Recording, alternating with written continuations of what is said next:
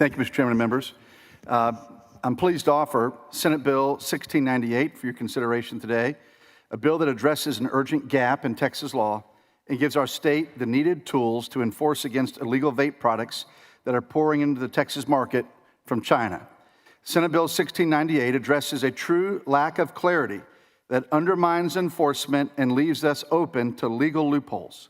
It sets the legal foundation for Texas to create a vape product directory, a proven tool that lets the state say, if it's not on the list, it's not legal to sell here. This isn't a new idea. We already use directories for other regulated products like cigarettes, tobacco, fuel, and other pesticides. If you even want to sell those products in Texas, you must meet federal or state requirements and be registered. Senate Bill 1698 gives Texas the same enforcement power for vapes, and we need it urgently. Right now, the vape market in Texas is being flooded with illegal, foreign-made products, mostly from China. These are mass-produced in unregulated factories and shipped straight into U.S. retailers, often in direct violation of federal law. In fact, China has banned these products, but are willingly fueling the illicit vape market in Texas and across our nation. These aren't just ordinary products. They're engineered to attract children. Some of the newest devices are designed like video game controllers with animated screens, flashing lights, and gameplay built right into the vape itself. This isn't accidental, it's intentional. This is foreign manufacturers designing addictive nicotine products and marketing them like toys to America's kids. Mr. Chairman, I'd like to pass out a couple of examples of what these look like to the members. Senator Middleton, you pass them around.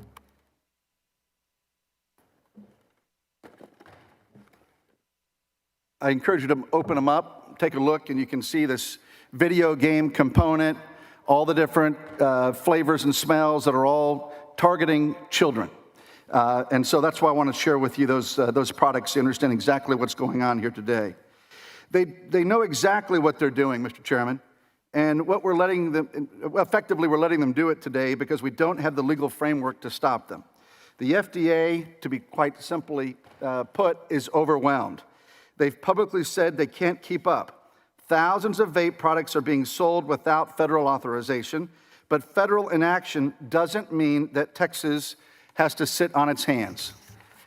Just like we do with other regulated products, we can require that vapes meet federal requirements to be sold here.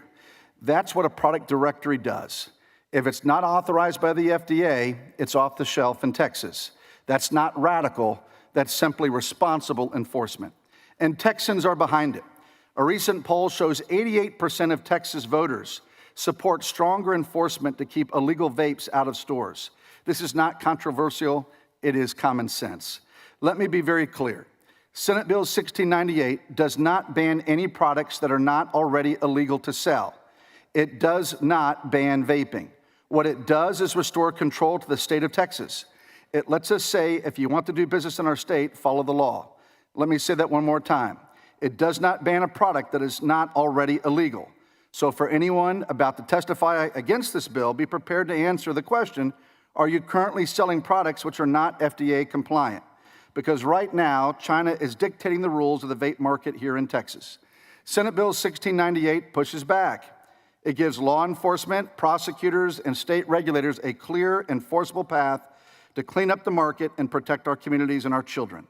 Texas shouldn't have to rely on Washington, D.C. to defend our health and sovereignty. We've never waited on the federal government to lead, and we don't have to now. Thank you, Mr. Chairman and members, for the opportunity to lay out the bill, and be happy to answer any questions. I will just comment that I'm aware of the potential fiscal and FTE implications to the Comptroller's Office if this bill is implemented as filed. My staff is working on language which will alleviate the concern by allowing the Comptroller's Office to enforce the statute the same way they enforce the existing statutes with relation to all other tobacco products. And I'll bring that back to you in the form of a committee substitute very soon. So again, Mr. Chairman, happy to answer any questions and appreciate the opportunity to lay out the bill here this morning for you and the members. Thank you, Senator Parker. Members, any questions for Senator Parker on 1698? Senator Paxton, you're recognized. Thank you, Mr. Chairman. Senator Parker, thank you for this bill. And I don't know if you were able to hear any of the previous invited testimony. I caught the tail end, Senator, but please go ahead. Did you hear the father say that he had grown weary of having to explain to his kids why they couldn't go in there, and that one of his daughters had actually said, "Can we go in there? It looks fun." I did not, unfortunately, see that, or hear that, rather, but it doesn't surprise me, Senator, because in doing our research and talking to folks across Texas, you know, they are directing all their marketing efforts at young children, not kids that are at 20 or 21. If they're 21 or above, they can do what they want to do. But when you got kids in elementary school that are being targeted, it's just horrific. And, you know, you can open up that box, you can see it, and you'll see that it's, you know, has a video game-like component. I mean, it's crazy. Well, I mean, it's a game. And I'll do that, but I would just like to thank you for making the same point. It looks fun, Yes. right? And I haven't opened this yet, but I will.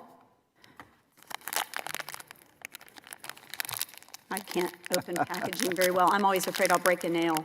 Hey, I understand. Well, you know, it's even more tempting when it's hard to get into. So, but you know, you can see the colorfulness of Oh, this. absolutely. And you'll turn it on, when you'll turn it on, and then you'll see the screen, looks like a little video screen. I mean, Wow, And then really? you'll see the smells. I mean, you know, you'll smell strawberries and bubble gum and, you know, all kinds Yeah. of stuff. I mean, Well, it's, Pineapple punch. there you go. That's, There you I go. know That that's one's what pineapple punch. Senator I know we Dean got the Zaffarini goes strawberry for all the and time. bubble gum.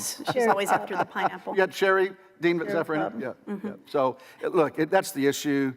I know it's tough to be in business. We recognize that this directory takes away the challenges for a retailer. They'll be very clearly go to a directory and understand what's appropriate, what's not for their shelves. But we've got to protect our children. We've got to take this seriously. Well, I would like to applaud the fantastic marketing that this is. This is a great example of marketing. The problem is, it is marketing to children. Yes. And I don't applaud that. That's the wrong way to go. So thank you, Senator Parker. And